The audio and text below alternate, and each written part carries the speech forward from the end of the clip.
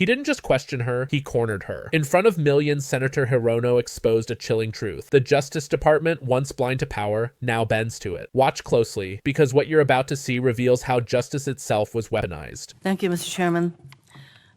Ms. Bondi, FISA Section 702 will expire in 6 months. In response to my questions for the record, at your confirmation hearing, you said you did not have experience with FISA, but if confirmed, you would consult with experts at DOJ. Now, you've had that opportunity. Do you support adding additional safeguards for searching Americans' communications in the 702 database? Senator, Section 702 is a vital source of foreign intelligence and instrumental in keeping Americans safe. We also take individuals' rights of Americans, their individual rights of all Americans, very seriously. And many statutory reforms to FISA have incorporate safeguards. They have to incorporate safeguards to protect our civil liberties. The Department of Justice looks forward to working with you to discuss anything regarding 702. Appreciate I believe that. my staff, and Senator, I also want to thank you for this hearing. Your staff met with my staff, and I greatly appreciate that.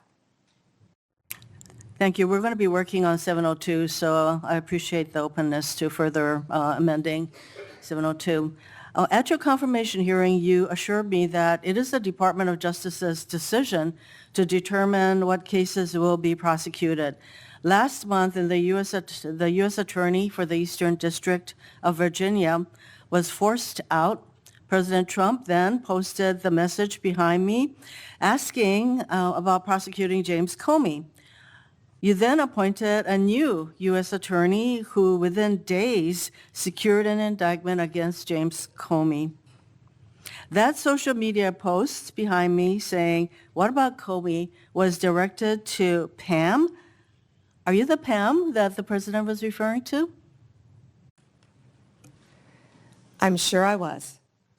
So it's very clear to me that when the president posts something like that, that he considers the DOJ to be his law firm and you his lawyer. And in fact, very shortly after the post to you, Comey gets indicted.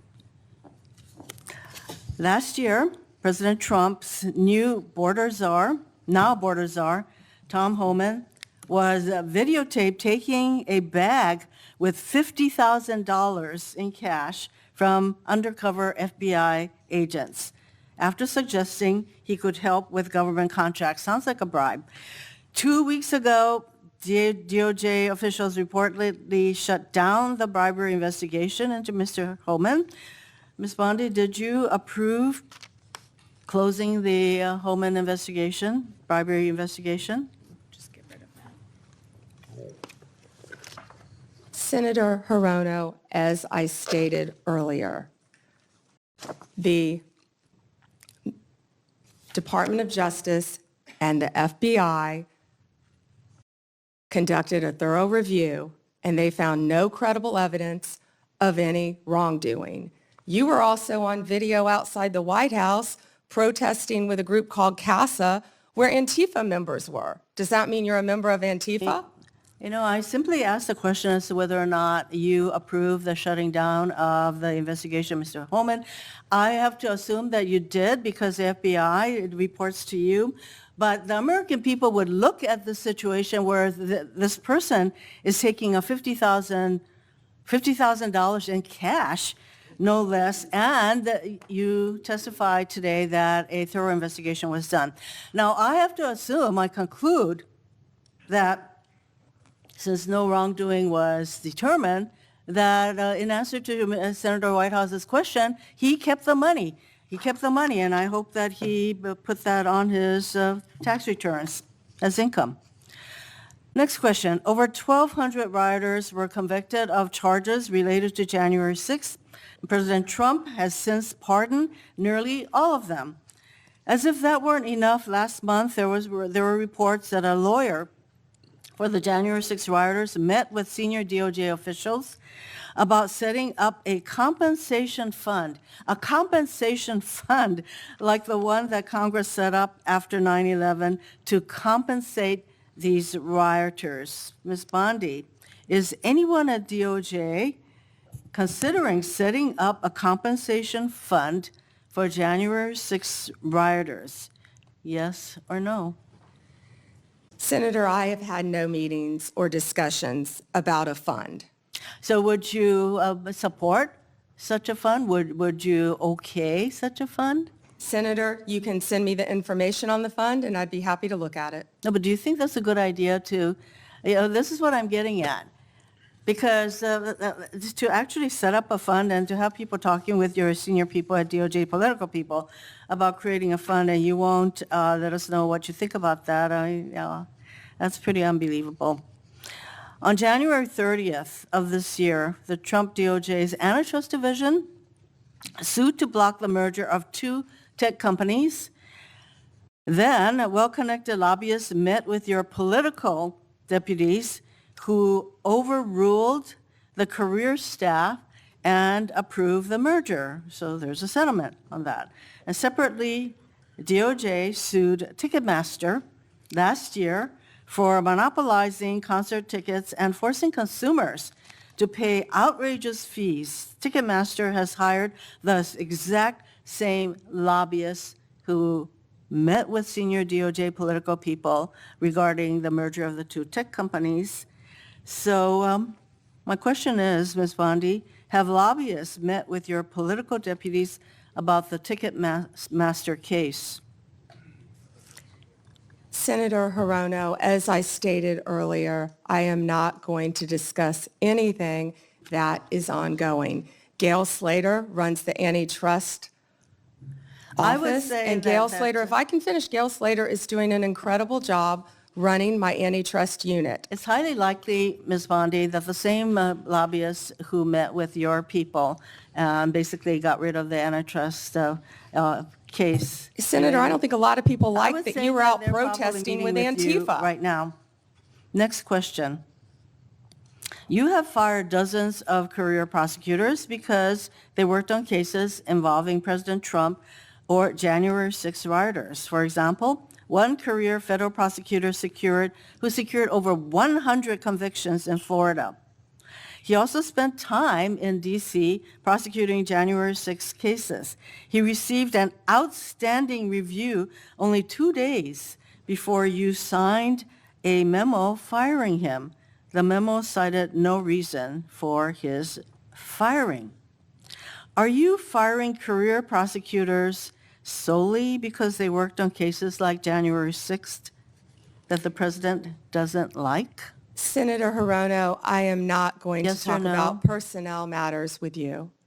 Well, we all know that hundreds of career prosecutors have left the DOJ, and literally hundreds, we're told. Yeah, you know, Senator, you've are you lost. The familiar with the one DOJ that threw a has sandwich lost- at an ICE officer? Are you a Homeland Security officer? is the Are you familiar reason- with the one who went out on her lunch break and was Ms. Bondi, making obscene gestures? Would you say that DOJ losing these career prosecutors and the thousands of hours of experience they have prosecuting criminals, that is not a reassuring situation?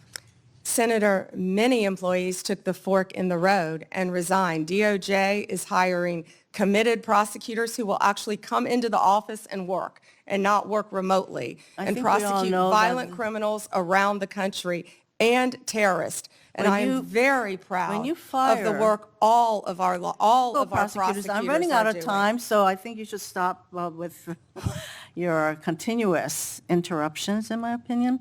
Mr. Chairman, I just want to close by saying that what was once the Department of Justice has become the Department of Revenge and Corruption. Rather than pursuing cases without fear or favor, this DOJ seeks to favor the president's friends and instill fear in his alleged enemies.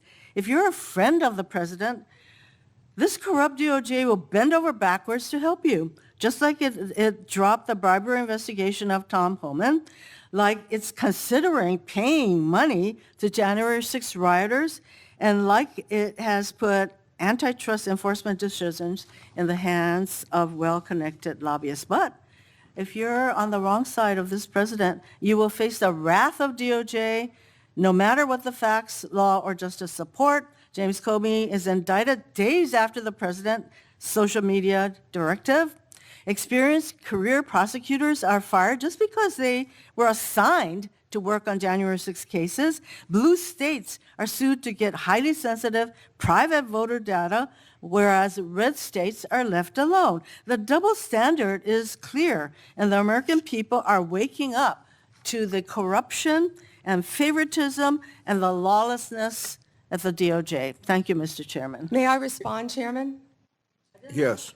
May I respond? Yes, you may respond. Then Senator Kennedy. Thank you. The double standard is crystal clear, Senator Hirono, crystal clear, because you didn't complain for 4 years when President Trump was being targeted by Jack Smith, by the last Justice Department. But the American people spoke loud and clear when they overwhelmingly elected him. The two-tier system of justice is over. Senator Kennedy. Me? Yes.